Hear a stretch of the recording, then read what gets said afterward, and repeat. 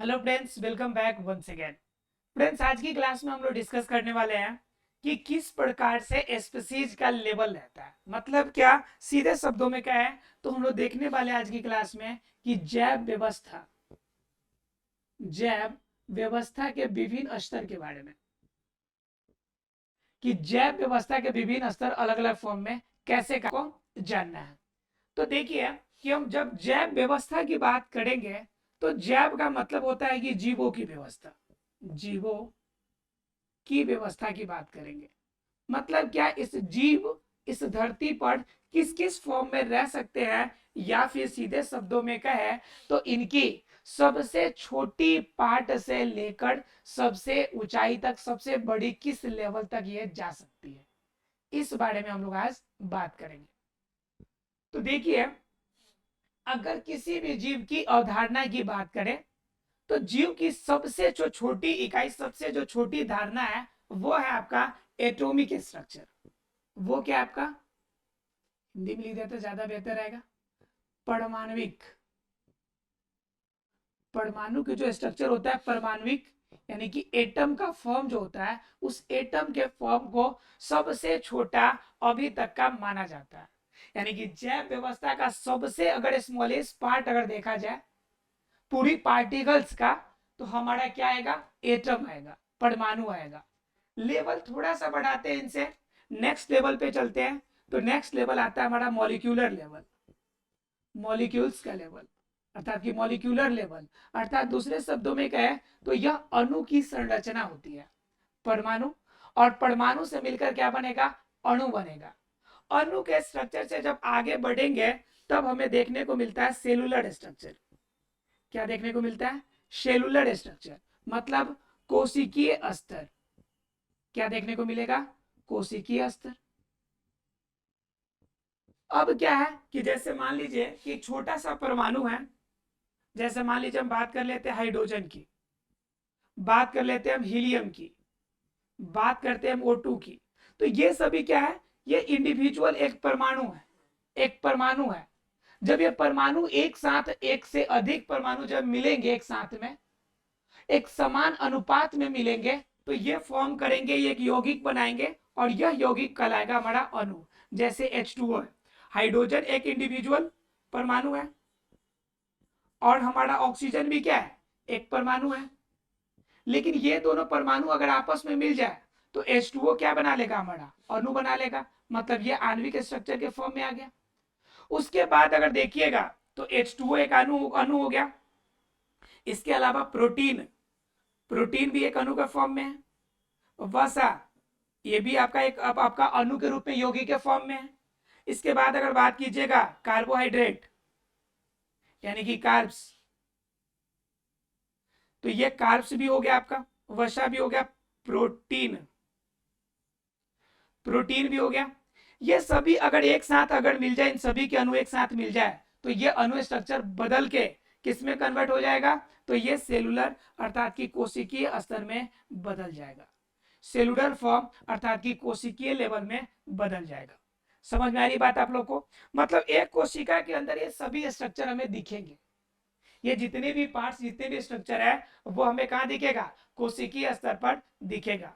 अणु वाले स्तर पे क्या दिखेगा कि इनसे छोटा पार्ट, अर्थात कि इनके छोटे छोटे अंश, जो सेलुलर का छोटा अंश है वह अणु में दिखेगा, और अणु का जो छोटा अंश है वह कहाँ दिखेगा, हमें परमाणु के अंदर हमें देखने को मिलेगा। क्लियर है। अर्थात कि ये 3 स्टेप्स हम लोगों ने अभी तक क्लियर किया। अब बात करेंगे सेलुलर के अगले स्टेप्स की बात करेंगे। ठीक है, तो अगला स्टेप कौन सा है हमारा, तो टिश्यू का लेवल है। कौन सा लेवल है, टिश्यू का लेवल है, अर्थात कि उत्तक स्तर है। क्यों, कौन सा स्तर है, उत्तक स्तर है, यह उत्तक वाला लेवल है। अब टिश्यू अर्थात कि जो उत्तक वाला लेवल है, इसके अंदर क्या होगा, तो टिश्यू के अंदर क्या होगा, एक ही तरह के वर्क करने वाले जो सेल का कंपोजिशन है, सेल का जो पार्ट है, वह एक साथ कंपोज होके किसके फॉर्म में चला जाएगा, टिश्यू के फॉर्म में चला जाएगा। ठीक है। अब टिश्यू के बाद अगर आगे बढ़िएगा तो सिस्टम आगे बढ़ेगा, और वह सिस्टम कहां पहुंच जाएगा, तो ऑर्गन सिस्टम में पहुंचेगा। अर्थात कि सेलुलर स्तर के बाद ऑर्गन सिस्टम वाले, ऑर्गन वाले पार्ट में आपका, अर्थात कि अंग के लेवल तक ये पहुंच जाएगा। क्लियर है। उसके, ठीक है, तो उसके बाद ये ऑर्गन लेवल में पहुंच जाएगा। अब ऑर्गन लेवल के अंदर पहुंचने का मतलब क्या, अलग अलग अंग बनाएंगे। जैसे मान लीजिए कि आपका हाथ है, तो इस हाथ के अंदर अलग अलग प्रकार के ऊतक शामिल है, ठीक है। अलग अलग ऊतक कैसे शामिल है, जैसे मान लीजिए कि बाहरी आपकी त्वचा है, तो त्वचा के लिए आपका कौन सा हो गया, संयोजी ऊतक। ब्लड रन कर रहा है, तो ब्लड के लिए आपका एक बन गया ऊतक, आपका संयोजी ऊतक। आपके वो हाथ के अंदर हड्डी है, तो वो भी एक प्रकार का संयोजी ऊतक। उसके अंदर आपका क्या है, उसके अंदर आपका श्वेत ग्रंथियां है, वो भी एक प्रकार के ऊतक के फॉर्म में काम करेगी। मतलब क्या, एक ऑर्गन के अंदर बहुत सारे टिश्यू हो सकते हैं, उस टिश्यू के अंदर बहुत सारे सेल हो सकते हैं, एक सेल के अंदर बहुत सारे अणु हो सकते हैं, और अणु के अंदर अलग अलग प्रकार के परमाणु हो सकते हैं। अर्थात कि परमाणु से अणु के लेवल, उसके बाद कोशिकीय स्तर, फिर ऊतक स्तर, फिर अंग स्तर। अब अंग के बाद क्या होता है कि अंग तंत्र स्तर बनता है, अर्थात क्या, ऑर्गन सिस्टम का लेवल बनता है। ऑर्गन सिस्टम का लेवल मतलब कि अंग तंत्र बनेगा। तो अंग तंत्र के लेवल में क्या क्या आएगा, जैसे मान लीजिए हम बात करते हैं पाचन तंत्र की। किसकी बात करेंगे, पाचन तंत्र की। तो भोजन कीजिएगा मुख से, तो मुख क्या हो गया, एक पहला स्तर। फिर अंदर जाएगा गर्दन के पास में, गले के पास में, तो वो अंदर जा रहा है, निकल रहा है, फिर वो एक अंग काम करेगा। फिर आगे जाइएगा, आपका आमाशय के अंदर छोटी आंत, बड़ी आंत, अग्न्यास है, आपका पित्ताशय है, जितने भी पार्ट उसमें इन्वॉल्वमेंट होते हैं, उन सभी को मिलाकर एक ऑर्गन सिस्टम, अर्थात कि एक प्रकार का पूरा अंग तंत्र कहलाएगा। क्लियर। अब क्या हो गया कि जैव व्यवस्था का ऑर्गन सिस्टम लेवल पे पहुंच गया। अब यहाँ पे पहुंचने के बाद एक इंडिविजुअल, इसके बाद क्या हो जाता है, एक इंडिविजुअल इंसान बन के तैयार होता है, एक इंडिविजुअल जीव का स्तर हमें प्राप्त हो जाता है। ठीक है। अब क्या होगा कि जब ऑर्गन सिस्टम हो गया, तो एक शरीर के अंदर बहुत सारे ऑर्गन सिस्टम होते हैं, तो एक पूरा का पूरा शरीर तैयार हो जाएगा। जैसे अपने बॉडी के अंदर बात करें, तो श्वसन तंत्र सांस लेने के लिए, पाचन तंत्र भोजन को पचाने के लिए, जनन तंत्र चाहिए, जनन तंत्र क्या करता है, बॉडी के अंदर जनन क्रिया करने के लिए। तो अलग अलग प्रकार के आपके तंत्र आपके बॉडी के अंदर अलग अलग फॉर्म में काम करेंगे। क्लियर है आप लोग को। तो ये सभी तंत्र हमें मिल गए। अब ये सभी तंत्र हमें मिल गया, तो ये तंत्र मिलने के बाद हमारा क्या हो गया बेनिफिट, सबसे बड़ा बेनिफिट क्या हो गया हमारा, कि सबसे बड़ा बेनिफिट हमें ये हो गया कि ऑर्गन सिस्टम अब इंडिविजुअल फॉर्म में मिल गया, एक इंसान, एक जीव हमें मिल गया। अब यह जीव क्या बनेगा, अब इस इंडिविजुअल के बाद, अर्थात एक जीव के बाद अब कौन सा लेवल जाएगा, तो इंडिविजुअल के लेवल के बाद क्या जाएगा, तो ये जाएगा पॉपुलेशन के रूप में। किसके रूप में बनेगा, पॉपुलेशन, अर्थात की पूरी आपकी एक जनसंख्या बनाएगा। क्या बनाएगा, एक जनसंख्या बना के तैयार करे। ठीक है, ये पूरी की पूरी एक जनसंख्या बना देगा। जनसंख्या के अंदर क्या होगा कि बहुत सारे इंडिविजुअल बनेंगे, जैसे बहुत सारे मेल्स होंगे, बहुत सारे चिल्ड्रेन होंगे, बहुत सारे आपके क्या होंगे, फीमेल्स होंगे। इन सभी के कंपोजिशन एक साथ मिलेंगे तो क्या बनाएगा, हमारा पॉपुलेशन बनाएगा। पॉपुलेशन को अगर आगे बढ़ाए तो पॉपुलेशन के नेक्स्ट लेवल में क्या हो जाएगा, आपका कम्युनिटी लेवल हो जाएगा। क्या हो जाएगा, कम्युनिटी लेवल हो जाएगा, मतलब पूरी सामुदायिक रूप में हो जाएगा, सामुदायिक स्तर हो जाएगा। बात समझ में आ रही है। मतलब क्या, एक पॉपुलेशन हो गया, तो पॉपुलेशन में मेल फीमेल कहाँ पे है कुछ पता नहीं है, यानी लेकिन एक ही बार में बहुत सारी जनसंख्या है। उसके बाद एक कम्युनिटी बनाएगा, एक ग्रुप बनाएगा, जैसे मेल का एक ग्रुप, फीमेल का एक ग्रुप, ठीक है, बच्चों का एक ग्रुप। तो इस तरह से एक कम्युनिटी बनाएगा, एक समुदाय बनाएगा। तो क्या हो गया, हमारा समुदाय स्तर बन गया। मतलब क्या, जो हमारा एक परमाणु नगण्य, जिसे हम लोग खुली आंखों से नहीं देख सकते, उस स्ट्रक्चर से हम समुदाय के लेवल तक पहुंच चुके हैं। अब इस समुदाय के बाद अगला स्ट्रक्चर क्या, तो इस समुदाय के बाद, कम्युनिटी के बाद अगला स्ट्रक्चर सोचिए कि क्या बन के तैयार होगा। तो उसके बाद ये सिस्टम आगे जब बहुत सारे अलग अलग प्रकार की समुदाय शामिल होंगे, तो इस समुदाय में अलग अलग शामिल हो जाएगा। जैसे मान लीजिए कि हम लोग मानव के अंदर बात कर लिए, ये पेड़ पौधा के अंदर भी हो सकते हैं, तो पेड़ पौधा का भी तो अपना एक समुदाय है। जीवों के अंदर गाय भैंस बैल कुत्ता हाथी बैल, ये अलग अलग प्रकार के शाकाहारी मांसाहारी सर्वाहारी अलग अलग प्रकार के जीव है। इन सभी का भी तो एक समुदाय बनेगा, इन सभी का भी तो एक ग्रुप बनेगा। तो कहने का मतलब अलग अलग प्रकार के समुदाय हमें मिल गए। अब ये पूरा समुदाय जब एक साथ मिलेगा, सोचिए अलग अलग प्रकार के समुदाय जब एक साथ मिलेंगे तो क्या बनाएंगे? जब एक साथ मिलेंगे तो बनाएंगे आपका इकोसिस्टम। क्या बनाएंगे? इकोसिस्टम बनाकर तैयार करेंगे, मतलब पूरा परितंत्र बनाएंगे, एक घर बनाएंगे, एक समूह तैयार करेंगे, और इन सभी के सम्मिलित रूप को हम क्या कहेंगे? इकोसिस्टम। हमारा एक परमाणु से स्ट्रक्चर चल के अब कहां पहुंच चुके हैं हम लोग? इकोसिस्टम के पास पहुंच चुके हैं। उसके बाद क्या? इकोसिस्टम लेवल के अंदर, अब इकोसिस्टम लेवल के अंदर अलग अलग फॉर्म है आपका। अलग अलग फॉर्म के अंदर क्या क्या है? इकोसिस्टम के अंदर क्या क्या देखने को हमें मिलेगा कि उसके अंदर अलग अलग समुदाय देखने को मिलेंगे, अलग अलग आबादी देखने को, अलग अलग प्रकार के जीव इंडिविजुअल दिखेंगे हमें। ठीक है, तो इस प्रकार के जब इंडिविजुअल इंडिविजुअल फॉर्म बनेगा तो यह इकोसिस्टम बना। अब इस इकोसिस्टम से, इस इंडिविजुअल इकोसिस्टम से जब आगे बढ़ेगा तब देखिए यह क्या बनाएगा फॉर्म। जरा एक बार गौर करके सोचिए कि इकोसिस्टम तो परितंत्र बन गया। अब परितंत्र के बाद आपको बनने की क्या आवश्यकता है? किन चीजों की आवश्यकता पड़ती है? तो ध्यान रखिए कि इकोसिस्टम के बाद आपका बनेगा पूरा बायोस्फीयर। क्या बनेगा? बायोस्फीयर बनेगा। तो बायोस्फीयर कैसे बनेगा? क्योंकि इसको हम लोग कहते हैं जैव मंडल। बायोस्फीयर का मतलब जैव मंडल।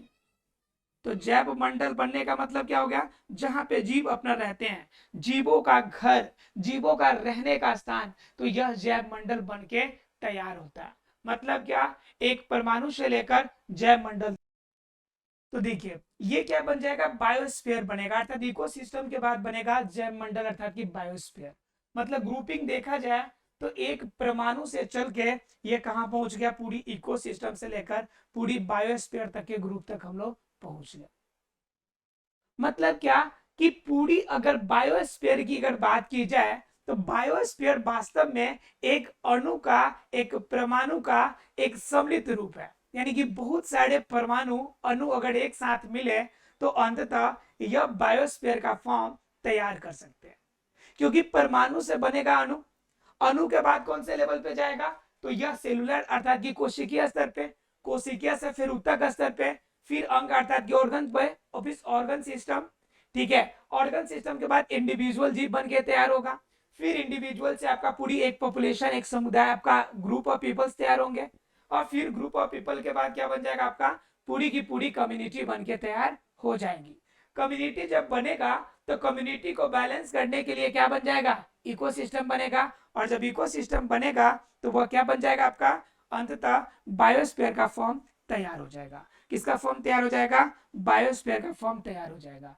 तो क्लियर हो गया ये फेजेज। मतलब अगर फेजेज की बात कीजिएगा तो पहला लेवल, उसके बाद अणु दूसरा level, cellular third level, tissues fourth level, organ fifth level, उसके बाद organ system sixth, individual seventh, population eighth level, community ninth level, ecosystem 10th level, biosphere 11th level, और आपका ये 11th लेवल के अंदर पूरी की पूरी जैव व्यवस्था अर्थात की जीवों का रहने का जगह तैयार होता है। क्लियर है आप लोग को सिस्टम ये? तो जैव व्यवस्था, आशा फ्रेंड्स आप लोग को क्लियर हो गया होगा कि जैव व्यवस्था बनता कैसे, अर्थात कि जीवों का समुदाय पूरी तरह से तैयार होती कैसे है।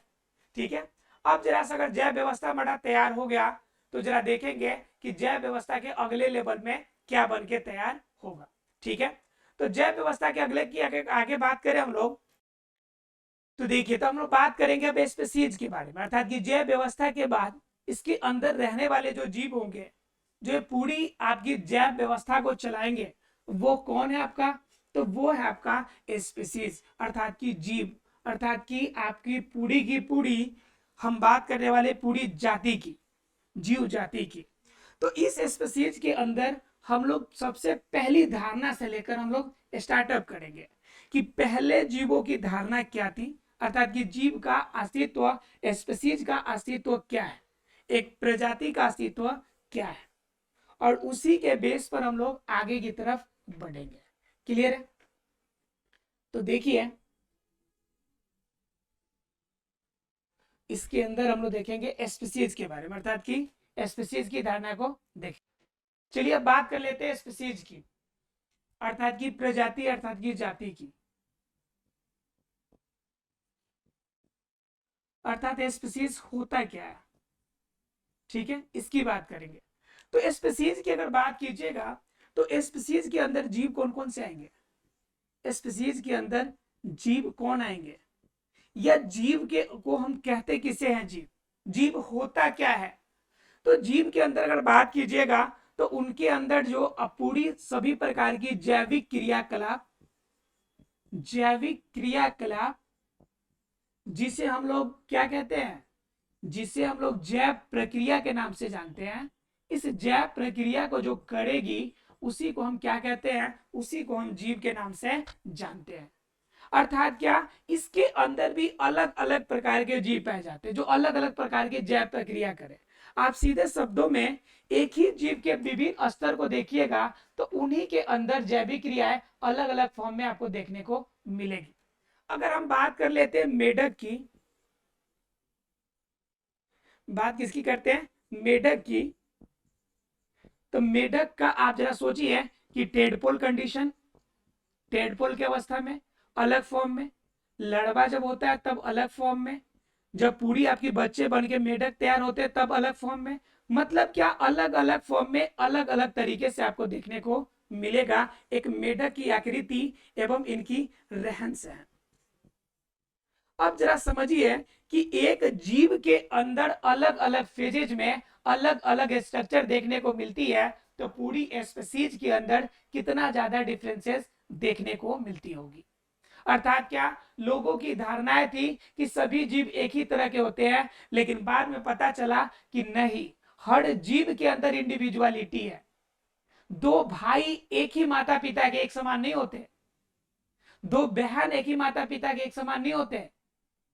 मतलब क्या, सभी की एक जैसा स्ट्रक्चर की धारणा ये गलत है, ऐसी धारणा बिल्कुल भी नहीं है। तो बात हुआ कि स्पीसीज जो बनेगी सभी जैव प्रक्रिया कर रहे हैं, तो इसके अंदर डिफरेंसेस कितना हो सकते हैं। तो कह रहे हैं कि इसके अंदर फॉर्म हम दो फॉर्म में कर सकते हैं। हम कह सकते हैं कि एक रूपता या बहुरूपता। एक रूपता मतलब क्या, एक समान दिखने वाला,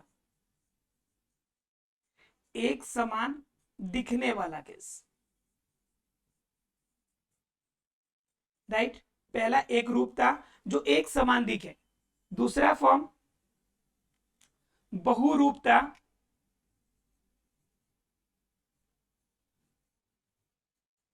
बहुरूपता जिसे हम लोग किस फॉर्म में कहेंगे, बहुरूपता जिसके अंदर भी दो फॉर्म होंगे। एक तो होगा द्विरूपता और तीसरा उसका अगला फॉर्म होगा कि दो से अधिक, यानी कि बहुरूपता, इसको भी फॉर्म में हम कह सकते हैं बहुरूपता का फॉर्म।